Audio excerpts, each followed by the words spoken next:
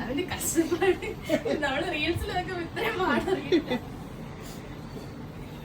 അതില് നല്ലത് നോക്കിയല്ലേ ഇടുള്ളൂ. എന്നിട്ട് തിരിഞ്ഞ് അതിന് സന്തോഷമായിട്ടുള്ള ഫേസ് ആയതുകൊണ്ട് അത് സത്യം ഇത് മുഖത്തറിയാൻ പറ്റും. ഞാൻ ഓരോ പ്രാവശ്യം സ്റ്റിച്ച് ചെയ്ത് കഴിയുമ്പോൾ ഞാൻ പറയും ഇനി ഞാൻ സ്റ്റിച്ച് ചെയ്യാൻ കൊടുക്കൂല എന്ന് പറഞ്ഞിട്ടാണ് ഇറങ്ങണത്.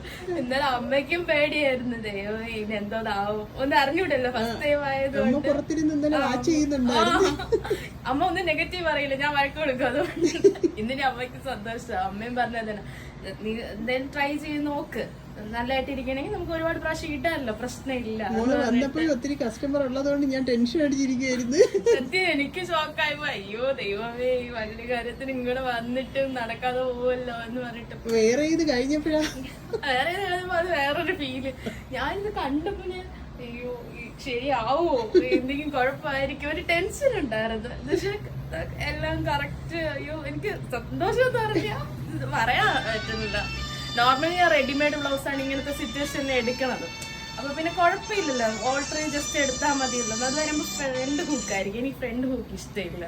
അങ്ങനെയാണ് ഞാൻ പിന്നെ സത്യം പറഞ്ഞ എനിക്കൊന്ന് വേണ്ടിട്ട് ഒരു ബൊട്ടി കിട്ടിയെന്ന് പറയാം. സത്യമായിട്ട് ഞാൻ ചെന്നൈയിൽ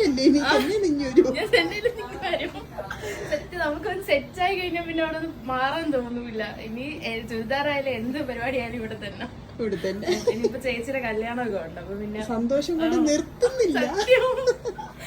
ഭയങ്കര സന്തോഷം.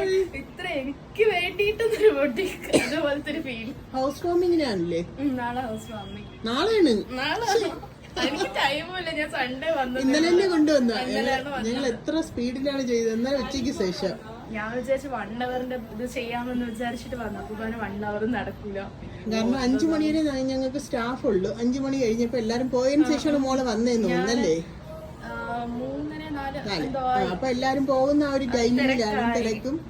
അപ്പം ചേച്ചി മാമിനെ കോണ്ടാക്ട് ചെയ്തിട്ട് ചോദിച്ചു പറ്റുമോന്നും പറഞ്ഞിട്ട് അങ്ങനെ സന്തോഷം ഫുള്ളും ഫേസിലുണ്ട്. ഞാൻ ഇത്രയും സംസാരിക്കണമെങ്കിൽ എനിക്ക് അത്രയും സന്തോഷം ഉണ്ടായിരിക്കും. ഓരോ ഇത് കഴിഞ്ഞിട്ട് നോക്കുമ്പം അവിടെ കൊള്ളില്ലായിരിക്കും. മീൻസ് ഇത് കറക്റ്റ് പെർഫെക്റ്റ് ആയിട്ടിരിക്കും. ഇത് വേറെ എവിടെയും കൊടുത്തു കഴിഞ്ഞാൽ ഒരല്പം ചരിയും, ഇങ്ങനെയൊക്കെ ഒരു പ്രശ്നം വരും. എനിക്ക് ഒരല്പം മൈനസ് വന്നു കഴിഞ്ഞാൽ പിന്നെ എനിക്ക് ഇഷ്ടപ്പെടൂല. ഞാൻ ഇടൂല. സത്യം പറഞ്ഞ അങ്ങനെ അലമാരിയിൽ വെച്ച ഡ്രസ്സുകളുണ്ട് ഒരിക്കൽ പോലും ഇടാത്തത്. ഈ കറക്റ്റ് ഫിറ്റ് ആയിരുന്നാലേ എനിക്ക് ഇഷ്ടപ്പെടുള്ളൂ. പിന്നെ വണ്ണം ഉണ്ടായിരുന്നോണ്ട് പിന്നെ അത് ഞാൻ അഡ്ജസ്റ്റ് ചെയ്തു. ഞാൻ നിർബന്ധിച്ച് വെച്ചതല്ലേ, നിർബന്ധിച്ച്. ഞാൻ പറഞ്ഞില്ലേ മോക്ക് നന്നായിട്ടിരിക്കും, ഷോൾഡർ നല്ല വൈഡായിട്ട് നിൽക്കുന്നതുകൊണ്ട്. അതുകൊണ്ട് ഷോൾഡർ ഒക്കെ സ്ലിമ്മായി, ആളാകെ സ്ലിമ്മായി. കട്ട് ചെയ്ത് പോകലെന്നൊരു സങ്കടം ഉണ്ടായിരുന്നു. അതും കറക്റ്റായി. ഇല്ല, അതൊന്നും ഞങ്ങൾ അങ്ങനെ ചെയ്യില്ല. ഇത് പാവാടയാലും കറക്റ്റ് ആയിട്ട് അതും പാവാടയൊക്കെ ചെയ്ത ഈ ആന്റിയാണ്. കറക്റ്റ് റിപ്പീറ്റും എല്ലാ കാര്യങ്ങളും കറക്റ്റ് ആയിട്ടാണ്. എനിക്ക് വയറ് കുറച്ചുള്ളത് കൊണ്ട് അതും ബോറായിട്ടില്ല, നന്നായിട്ട് അറിയുന്നില്ല സംഭവം. പിന്നെ ധാവണിയും കൂടെ വരണതായോണ്ട് കുഴപ്പമില്ല. Thank you.